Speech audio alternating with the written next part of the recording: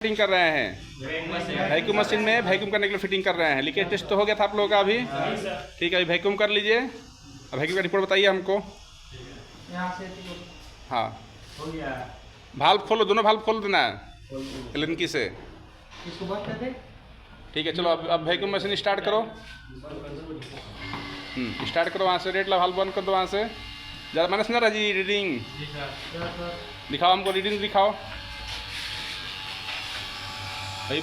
ऐसे 0 से प्लस में माइनस में जा रहा है। ठीक है, बंद करो वहाँ से, जाएगा फिर माइनस में जाएगा। ठीक है, बंद हो जाएगा। हाँ ठीक है, ओके।